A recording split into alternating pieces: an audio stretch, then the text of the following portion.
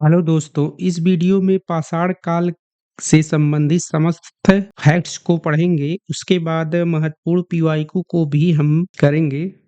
इसमें केवल उन्हीं फैक्ट्स को सम्मिलित किया गया है जो एग्जाम की दृष्टि से बहुत ही महत्वपूर्ण है। यदि वीडियो को आप पूरा देख लेते हैं तो पाषाण काल से संबंधित आपको कोई दिक्कत नहीं होगी। चलिए वीडियो को शुरू करते हैं। सर्वप्रथम प्राचीन काल का वर्गीकरण हम 3 भागों में करते हैं: प्राग ऐतिहासिक काल और आद्य ऐतिहासिक काल, ऐतिहासिक काल। अब प्राग ऐतिहासिक काल हम उस काल को कहते हैं जिसमें ना तो व्यक्ति को किसी लिपि की जानकारी थी, ना ही वह पढ़ना लिखना जानता था। आद्य ऐतिहासिक काल उस काल को कहते हैं जिसमें लिपि की जानकारी तो थी मगर वह पढ़ना नहीं जानता था। ऐतिहासिक काल उस काल को कहते हैं जिसमें व्यक्ति को लिपि की भी जानकारी हो गई थी और पढ़ना भी जान गया था। उसके बाद पूरा पाषाण काल की बात करें तो इसे 3 भागों में बांटा गया है: निम्न पूरा पाषाण काल, मध्य पाषाण काल, उच्च पाषाण काल। निम्न पूरा पाषाण काल को कोर संस्कृत कहा जाता है, मध्य पाषाण काल को फलक संस्कृत कहा जाता है, जबकि उच्च पाषाण काल को ब्लेड संस्कृत कहा जाता है। अब पूरा पाषाण काल में उत्तर भारत की संस्कृत को चापर चापिंग पेबुल संस्कृत कहा जाता था, जबकि दक्षिण भारत की संस्कृत को हैंड-एक्स संस्कृत कहा जाता था। हैंड-एक्स से अर्थात यानी कुल्हाड़ी को हैंड-एक्स उस काल में कहा जाता था, और चापर उससे कहा जाता था। पाषाण कालीन वे उपकरण होते थे जिसमें धार एक तरफ होता था। आज चापिंग किसे कहते थे जिसमें धार 2 तरफ होता था, उसे चापिंग कहा जाता था। पेबुल उस उपकरण को कहते थे जो जल या वायु द्वारा घिस करके नुकीले हो जाते थे, उसे पेबिल संस्कृत कहा जाता था। 1863 ईस्वी में तमिलनाडु के मद्रास में पल्लवरम नामक स्थान से सर्वप्रथम हैंड-एक्स की खोज की गई थी। प्रागैतिहासिक काल का जनक रॉबर्ट ब्रूसफोर्ड को माना जाता है, यह एक भूवैज्ञानिक थे। उसके बाद पूरा स्थल भीमबेटका की बात करें तो इसकी खोज 1958 में विष्णु श्रीधर वाकड़कर द्वारा की गई थी। अब भीमबेटका शैलाश्रय को 2003 में यूनेस्को ने विश्व विरासत सूची में शामिल किया था। यह स्थल मध्य प्रदेश के रायसेन नगर में स्थित है। इसमें कुल 754 गुफाएं हैं। मध्य पाषाण काल में पशुपालन का सबसे प्राचीन साक्ष्य मिलता है। मध्य पाषाण का सबसे बड़ा स्थल बागौर जो राजस्थान में है, और यह भीलवाड़ा में कोठारी नदी के तट पर स्थित है। पाषाण कालीन उत्तर प्रदेश के स्थलों की बात करें तो प्रतापगढ़ जिले में 3 मध्य पाषाण कालीन स्थल प्राप्त हुए हैं, जिनमें सराय नहर राय, महदहा, दमदमा प्रमुख हैं। और उत्तर प्रदेश के मिर्जापुर जिले में लखैया से 17 नरकंकाल प्राप्त हुए हैं। उसके बाद पाषाण कालीन मध्य प्रदेश की बात करें तो पंचमढ़ी के निकट मध्य पाषाण काल की 2 शैलाश्रय जम्मू द्वीप और डोरोथी द्वीप हैं। दक्षिण भारत की बात करें तो मध्य पाषाण काल स्थलों में सगनकल्लू बेलगांव जो कर्नाटक में है, रेनीगुंटा नागा अर्जुन कोंडा जो आंध्र प्रदेश में स्थित है, और तिन्नेवेली जो तमिलनाडु में है। ये सभी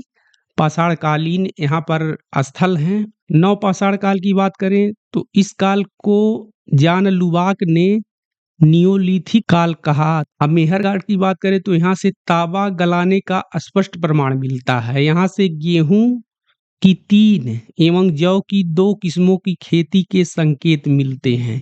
भारतीय उपमहाद्वीप का प्राचीनतम कृषि साक्ष्य वाला स्थल मेहरगढ़ है। यदि क्वेश्चन में यह आ जाए कि भारतीय उपमहाद्वीप का प्राचीनतम कृषि वाला साक्ष्य कौन सा स्थल है, तो वो होगा, इसका सही आंसर हो जाएगा मेहरगढ़।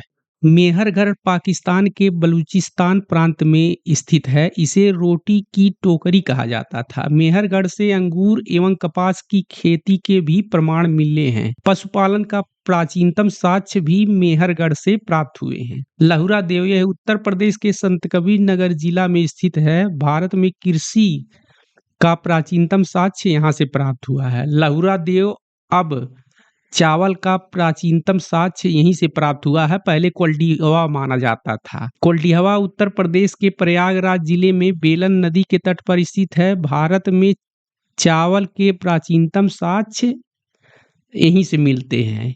अब इस आगे जाकर इसकी खोज हुई तो यहाँ से भूसी के साक्ष्य पाए गए। महगरा, प्रयागराज के पास महगरा से गौशाला या पशुवाड़ा का प्राचीनतम साक्ष्य प्राप्त हुआ है। पाषाणकालीन स्थल कश्मीर, इस प्रांत में प्रमुख स्थल बुर्जहोम एवं गुफकराल का उल्लेख मिलता है। यहाँ से गर्तावास का साक्ष्य प्राप्त हुआ है। पाषाणकालीन दक्षिण भारतीय स्थल की बात करें तो राख के टीले का संबंध दक्षिण भारत से है।